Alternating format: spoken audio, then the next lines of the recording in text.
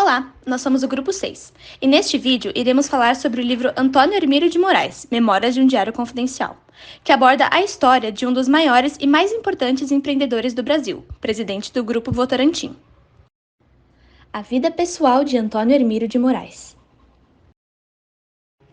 Nascido em São Paulo, Antônio veio ao mundo em uma família de 4 filhos, sendo ele o segundo mais velho. Uma das figuras mais marcantes de sua infância foi sua avó paterna, Chiquinha. Ela enviou o pai de Antônio para estudar engenharia metalúrgica no exterior, garantindo que ele tivesse uma educação de qualidade em uma época em que os garotos pernambucanos mal terminavam o curso primário. O pai de Hermílio tornou-se um empresário respeitado, sendo considerado um dos maiores líderes industriais do país, e assim continuou por muito tempo. Entrou no mundo da política, mas sempre aconselhava seu filho a nunca fazer o mesmo. Só tive decepções, ele dizia. Antônio acabou indo para a mesma faculdade que o pai nos Estados Unidos e formou-se engenheiro metalúrgico antes dos 21 anos. O curso era muito puxado, o que fez com que ele passasse a estudar numa velocidade incrível e com uma carga horária brutal.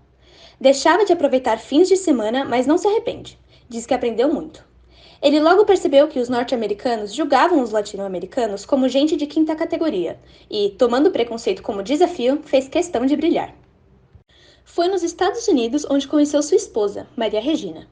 Casaram, mas sua lua de mel foi mais uma viagem a trabalho para Antônio do que uma lua de mel de fato. Na Europa, Antônio visitou fábricas e foi a várias empresas. Costumava dizer a Maria Regina que lhe devia uma lua de mel de verdade e que teriam uma assim que possível. Ela espera por isso até hoje. Entretanto, Maria Regina não via problemas com Antônio ser ausente da família no dia a dia por conta de seu trabalho. Antônio era rigoroso com seus filhos, como seu pai foi com ele. Dizia que a arrogância é a pior herança para se deixar a um filho. Depois da arrogância, as piores doenças são a indolência e a preguiça. Com relação à imprensa, o Antônio sempre foi cauteloso, evitando aproximar-se muito dos jornalistas, mas apresentando uma língua solta. Tinha senso de humor e procurava exibir isso aos jornalistas. Foi um dos primeiros a contribuir na criação da TV Cultura, e acredita que a televisão pode ajudar na educação. Em entrevistas, dizia que a linha da humildade tem de ser maior do que a linha do sucesso, que sua ideia de felicidade era um país democrático, e sua característica mais marcante era tentar ser correto e trabalhar em prol da nação. Dizia também que, assim como o entupimento de artérias comprometia a saúde do indivíduo, a burocracia e o excesso de impostos atrapalhavam o crescimento do Brasil. Ao retornar ao Brasil, Antônio carregava consigo valores de simplicidade e autenticidade. Sua vestimenta humilde, que exigia apenas roupas limpas e confortáveis, refletia sua essência, desprovida de ostentação. No mundo dos negócios, ele se destacava pela sua rotina disciplinada e pelo acompanhamento minucioso de cada detalhe. Acreditava que o acompanhamento pessoal era essencial para o sucesso dos negócios e criticava empresários que delegavam tudo a outros e não se envolviam diretamente com seus negócios. Para ele, o tempo era um recurso valioso e cada segundo era dedicado ao progresso. Além de trabalhador, era um estudioso incansável e defendia a importância do aprendizado ao longo da vida. Dizia que o bom executivo é aquele que estuda a vida inteira e aconselhava seus filhos a jamais deixarem de estudar. Um homem de muitas faces, Antônio também atuou como cronista na Folha de São Paulo, criando personagens que refletiam suas opiniões, como Joaninha, por exemplo, uma professora aposentada com valores tradicionais que era uma crítica da corrupção, da má gestão pública e da baixa qualidade da educação. E Matias, um produtor rural, eficiente e trabalhador, representando um homem sério e pragmático, defensor da honestidade e do trabalho duro, crítico dos desvios de dinheiro público e da falta de ética na política. Antônio acreditava que o papel dos empresários no Brasil não era só de pagar impostos, mas promover a melhoria nas condições de saúde e educação do povo. Para ele, a presença de empresários em programas de melhoria social auxiliava na consolidação dessas iniciativas. Participou ativamente de programas como Comunidade Solidária e Projeto TV Futura, assim como fez parte da administração de muitos hospitais. Sua principal obra de destaque nesse ramo foi no Hospital da Beneficência Portuguesa, onde trabalhou durante quase 40 anos. Nele, Hermílio fez questão de deixar sempre 2/3 das vagas para pessoas de baixa renda encaminhadas pelo atual SUS. Era nítido o quanto Antônio sentia alegria e prazer em ajudar os menos favorecidos. Ficava desapontado com a postura de outros chefes de hospitais. Dizia que não realizavam filantropia, mas sim a pilantropia, atendendo pacientes de baixa renda apenas para conseguir isenção de impostos e contribuições sociais. A presença na vida econômica. A trajetória de Antônio Hermílio de Moraes na vida econômica foi marcada por sua dedicação incansável aos setores de metais, especialmente no Grupo Votorantim, onde começou na siderúrgica Barra Mansa e depois se envolveu profundamente no campo do alumínio, liderando até mesmo os projetos de construção das usinas hidrelétricas da CBA. Enfrentando desafios monumentais, o Antônio trabalhou incansavelmente para resolver problemas técnicos, dedicando longas horas ao processo produtivo e à resolução de dificuldades em todas as áreas de metais do grupo.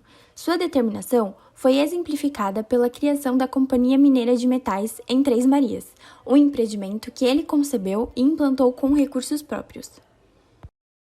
Além de se destacar na indústria, Antônio era um grande crítico da intervenção do governo militar nas empresas privadas e do planejamento centralizado, defendendo a entrada de capital estrangeiro para investimento produtivo. Mas Antônio se opunha a favores discriminatórios e projetos grandiosos, como por exemplo as usinas nucleares e a Transamazônica. A sua resistência política incluiu liderança nos movimentos pela abertura democrática, como as Diretas Já, argumentando que a crise econômica inibia a progressão política. Essa sua jornada o levou a fundar o Banco Votorantim, tornando-se um membro da classe que ele criticava. A sua jornada na dramaturgia iniciou-se ao achar que suas mensagens sobre o futuro do Brasil não estavam sendo transmitidas de forma eficiente por jornais e por entrevistas, pois Antônio queria tocar as pessoas de uma maneira que esses meios não conseguiam. Assim, iniciou-se sua aventura no mundo da dramaturgia. Essa decisão foi fortemente influenciada por suas experiências pessoais com peças teatrais e pela leitura de obras de autores renomados, que o fizeram perceber o potencial do teatro como um poderoso canal de comunicação. A sua primeira peça, Brasil S.A., tratava dos desafios enfrentados por um empresário nacionalista, refletindo as preocupações de Antônio com a ciranda financeira e a perda de controle nacional. A peça foi seguida por SOS Brasil, uma crítica ao sistema de saúde pública e, finalmente, por Acorda Brasil, que destacava a transformação social através da educação musical. Apesar das críticas variadas, o compromisso de Antônio com o teatro nunca diminuiu, evidenciando seu desejo de provocar reflexão e inspirar a mudança. A paixão de Antônio pela dramaturgia e seu impacto alcançaram um ápice, quando a temática de Acorda Brasil foi escolhida como tema de carnaval pela escola de samba Vai Vai, demonstrando que a sua mensagem sobre a importância da educação havia ressoado em um palco ainda maior. Essa jornada não apenas reforçou o poder do teatro como meio de expressão e reflexão social, mas também marcou Antônio Hermílio de Moraes como uma figura pioneira na busca por novas formas de engajar e conscientizar a sociedade brasileira. A vida política de Antônio Hermílio de Moraes. Antônio não era um político no estrito senso, mas sempre se manteve presente nos grandes debates sobre os destinos do país. Amante da liberdade e um vigoroso combatente da corrupção, e isso interessava a imprensa. Era contra o governo militar. Fazia muitas críticas econômicas durante o período da ditadura. E dizia: o desenvolvimento econômico e social somente será possível com uma ampla participação de todos em regime democrático. Antônio sempre foi constantemente instigado a participar da vida política por estar sempre envolvido nos debates. Recusou o convite para ser prefeito de São Paulo devido ao método da nomeação, que no momento era sem eleição. Recusou o convite para ser presidente da Petrobras. A sua presença na vida política e como suposto presidente da Petrobras o mantinham presente na mídia, o que lhe dava muita visibilidade. Dizia: prefiro ficar na iniciativa privada, onde posso prestar minha colaboração sincera através da informação e da crítica honesta. Era, inclusive, contra a privatização da Petrobras. Apesar de ter recusado vários convites, Antônio sempre nutriu a vontade de governar. Se candidatou a governador de São Paulo em 1986, com 58 anos de idade. Nutria esperanças de conquistar o apoio do PMDB para a candidatura. As primeiras pesquisas de opinião mostravam uma evidente vantagem para Antônio. Ele tinha a seu favor imagens de empresário trabalhador e sensível às causas sociais. sobretudo nos campos da educação e da saúde. Estava pronto para lutar, mas em um beco sem saída. Precisava de um partido forte. Depois de muitas marchas e contramarchas, aderiu à ideia de ser candidato pelo frágil Partido Trabalhista Brasileiro.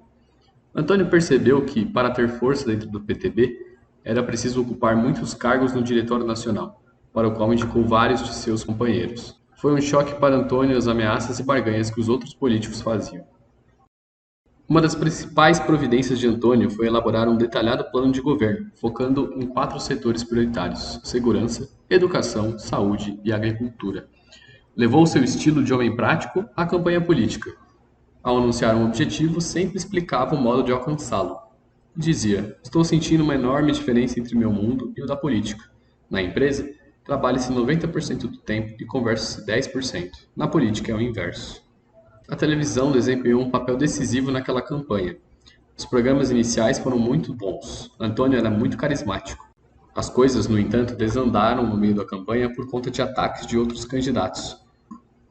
Antônio reagiu de forma emocional ao ataque de outros candidatos.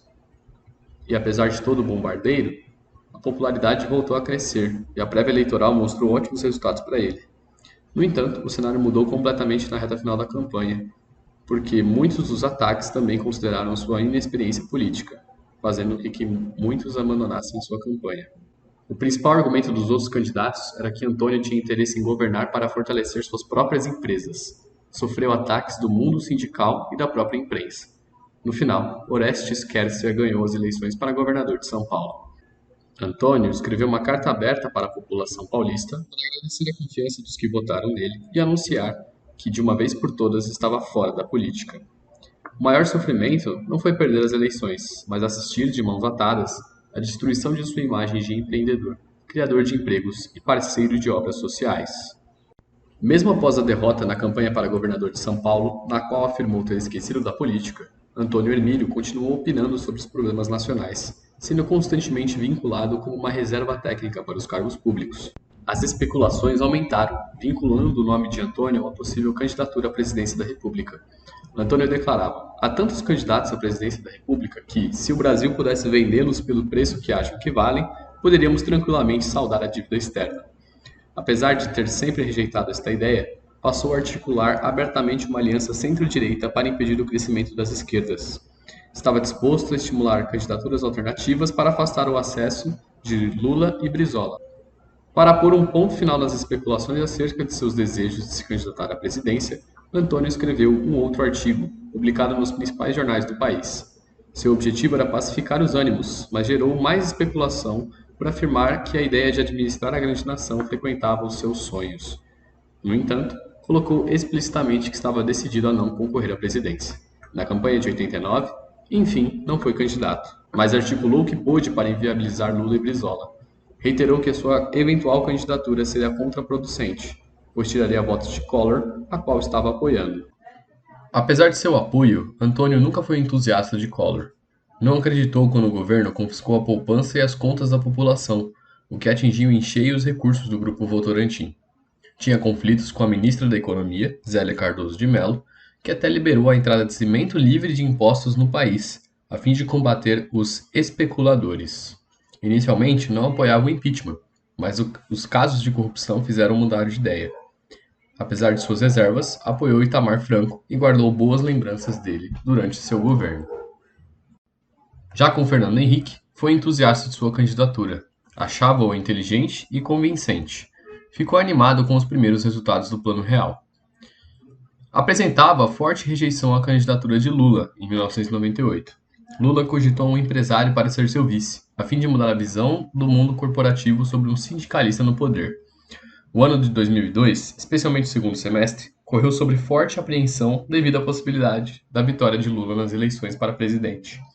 Gerou-se um clima de muita incerteza no empresariado nacional e internacional. O dólar foi procurado como principal refúgio e foi cotado a quase R$ 4. Antônio via em Lula uma pessoa despreparada para assumir a presidência do país. Nunca se confirmou com o fato de Lula ter ficado tanto tempo como dirigente sindical sem se dedicar aos estudos. Antônio, no entanto, deu a Lula um voto de confiança e uma palavra de cobrança ao dizer: uma pessoa que obteve 53 milhões de votos tem tudo para fazer reformas. É agora ou nunca. Os primeiros sinais positivos do governo Lula foram percebidos apenas em 2004. Ao constatar que o presidente estava decidindo apoiar e estimular a iniciativa privada, Antônio viu ali um ato de sinceridade e passou a enxergá-lo com outros olhos. Antônio considerou positivos os 2 mandatos de Lula. Ele reconheceu também o esforço empreendido para reduzir a pobreza. Os últimos 2 anos na presidência foram acompanhados por Antônio com dificuldade, devido ao seu precário estado de saúde. Antônio sempre dizia que queria morrer trabalhando. Acabou tendo uma combinação de doenças que afetaram sua mente e seus movimentos, imobilizando-o na cama durante os anos em que ele pretendia continuar sua trajetória de realizações. O espírito de disciplina dominou toda a sua vida. Trabalhar, ser humilde e ser econômico eram lemas permanentes.